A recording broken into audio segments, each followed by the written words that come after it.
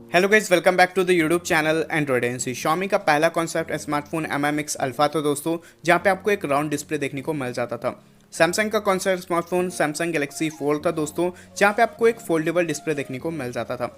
यहाँ पे recently Oppo ने भी अपना एक कॉन्सेप्ट फोन लॉन्च किया दोस्तों, जिसका नाम ओप्पो एक्स है। और ये smartphone expandable display concept smartphone है दोस्तों।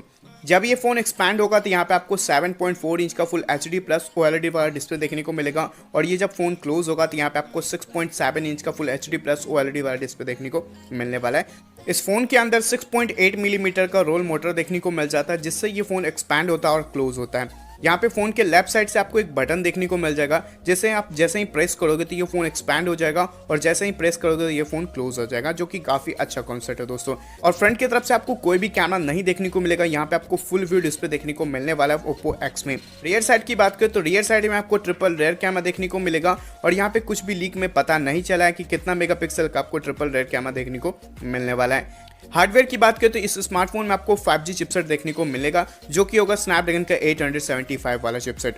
बात करें इसके बैटरी के बारे में तो फिलहाल अभी बैटरी के बारे में कुछ भी खुलासा नहीं किया गया, ना ही उसके और भी स्पेसिफिकेशन के बारे में हमें पता चला है। आगे चल के हमें पता चलेगा तो मैं आप लोगों के साथ जरूर शेयर करूंगा।